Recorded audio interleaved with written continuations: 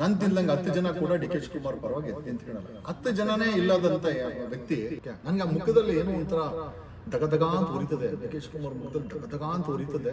D K Shivakumar ಅವರು ದೊಡ್ಡ ಮಟ್ಟಕ್ಕೆ ಬೆಳೆದಿದ್ದಾರೆ, ಬಟ್ ಅವ್ರ ಸ್ವಂತಕ್ಕೆ ಬೆಳೆದಿದ್ದಾರೆ. ಜನನಾಯಕನಾಗಿ ಎಲ್ಲೂ ಕೂಡ ಇವನ್ ಕಾಂಗ್ರೆಸ್ ಅಲ್ಲೂ ಕೂಡ ಬೆಳೆದಿದ್ದಾರೆ. ಬೆಂಗಳೂರಲ್ಲಿ ಕ್ಯಾನ್ಸರ್ ಇಲ್ಲದ ಮನೆಯಿಂದ ಏನಾದ್ರೂ ವ್ಯಕ್ತಿ ಕರ್ಕೊಂಬರಕ್ ಆಗತ್ತಾ? ಆ ಮಟ್ಟಕ್ಕೆ ಇದು ಎಕ್ಕುಟ್ಟು ಹೋಗಿದೆ.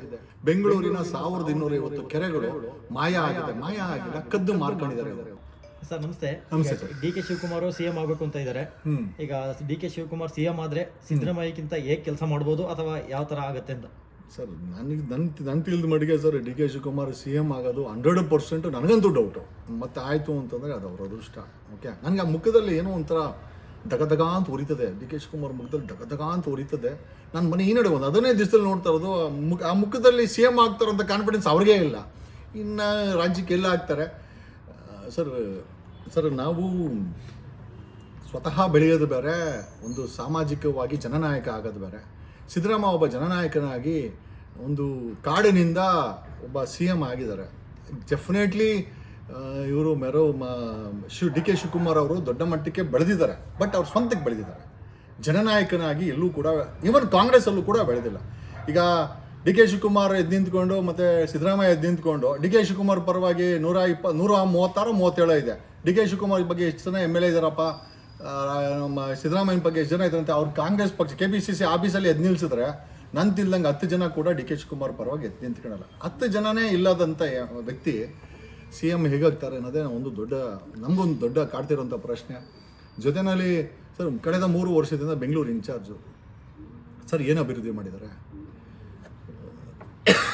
BDAದು CDP 2015ಕ್ಕೆ ನಿಂತಿದೆ.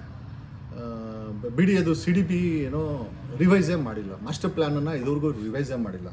ಬೆಂಗಳೂರಲ್ಲಿ 7,000 ಟನ್ ಕಸ ಬೀಳ್ತದೆ.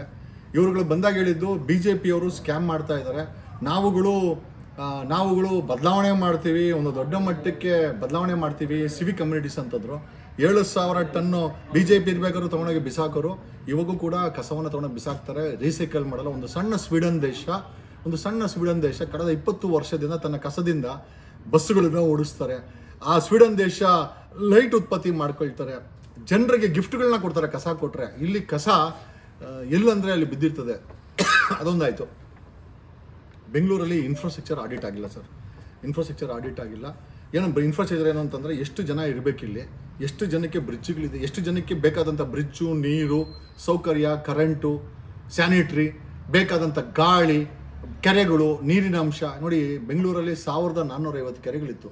ಕಳೆದ 30 ವರ್ಷದಲ್ಲಿ ಬ್ರದರ್ ಆಡಳಿತ ಆಗಿರ್ಬೋದು, ಬಂಡೆ ಆಡಳಿತ ಆಗಿರ್ಬೋದು, ಇನ್ನೊಬ್ಬನ ಆಡಳಿತ ಆಗಿರ್ಬೋದು, ಅಥವಾ ಪೋಸ್ಕೋನ ಆಡಳಿತ ಆಗಿರ್ಬೋದು, 3 ಜನರ ಆಡಳಿತದಲ್ಲಿ ನಮಗೆ ಸಿಕ್ಕಿದ್ದೇನೋ ಅಂತಂದರೆ ಬೆಂಗಳೂರಿನ 1250 ಕೆರೆಗಳು ಮಾಯ ಆಗಿದೆ. ಮಾಯ ಆಗಿಲ್ಲ, ಕದ್ದು ಮಾರ್ಕೊಂಡಿದ್ದಾರೆ ಅವರು. ಇವ್ರುಗಳು ಟನಲ್ಲು ಮತ್ತು ಸೆಕೆಂಡ್ ಏರ್ಪೋರ್ಟು, PRR ಏನೇನೋ ಹೇಳ್ತಾರೆ. ನಮಗೆ ಬೇಕಾಗಿರೋದು ನಮ್ಮ ಬೆಂಗಳೂರಿನ ಜೀವನಾಂಶವೇ ಕೆರೆಗಳು. 1450 ಕೆರೆಗಳು ಇವತ್ತು ಇದ್ದಿದ್ದರೆ ಉಳಿದಿರೋದು ಎಷ್ಟೇ ಅಂತಂದರೆ ಬರೀ ಕೇವಲ 208 ಕೆರೆಗಳು ಉಳಿದಿದೆ. ಆ 208 ಕೆರೆಗಳಲ್ಲೂ ಕೂಡ ಈ ದರಿದ್ರ BWSSB ಅವರು ಟಾಯ್ಲೆಟ್ ಅಂತ ತೊಗೊಂಡೋಗಿ ಬಿಟ್ಟಿದ್ದಾರೆ. ಟಾಯ್ಲೆಟು ಆ ಪೀಣ್ಯದಲ್ಲಿ ಇಂಡಸ್ಟ್ರಿಯಲ್ಲಿ ಇರುವಂಥ ಟಾಕ್ಸಿಕ್ಕನ್ನು ತೊಗೊಂಡೋಗಿ ಅದರಲ್ಲಿ ಬಿಟ್ಟಿದ್ದಾರೆ. ಸೊ ಬೆಂಗಳೂರಲ್ಲಿ ಮಳೆ ಬಂತು ಅಂತಂದರೆ ಆ ಟಾಕ್ಸಿಕ್ ಇರುವಂಥ ಕೆರೆಗಳಿಗೆ ಮಳೆ ಬಿತ್ತು ಅಂತಂದರೆ ಆ ಟಾಕ್ಸಿಕ್ಕೆ ಭೂಮಿಗೆ ಹೋಗುತ್ತೆ.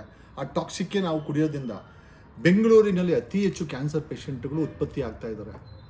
ನಮ್ಮ ಡಿ ಕೆ ಶಿವಕುಮಾರ್ ಹೇಳ್ತಾ ಇದ್ರು ಕಾರಿಲ್ಲ ಅಂತಂದರೆ ಏನೋ ಮದುವೆ ಆಗಲ್ಲ ಅಂತ. ನಾನೊಂದು ವಿಚಾರ ಹೇಳ್ತೀನಿ, ಬುದ್ಧ ಹೇಳದಂತೆ ಸಾವಿಲ್ಲದ ಮನೆಯಿಂದ ಸಾಸಿವೆ ತಗಮ್ಮ ಅಂತ. ಈಗ ನಾನು ಹೇಳಬೇಕಾಗತ್ತೆ, ಬೆಂಗಳೂರಲ್ಲಿ ಕ್ಯಾನ್ಸರ್ ಇಲ್ಲದ ಮನೆಯಿಂದ ಏನಾದರೂ ವ್ಯಕ್ತಿ ಕರ್ಕೊಂಬರೋಕ್ಕಾಗತ್ತಾ? ಆ ಮಟ್ಟಕ್ಕೆ ಇದು ಎಕ್ಕುಟ್ಟು ಹೋಗಿದೆ ಸರ್.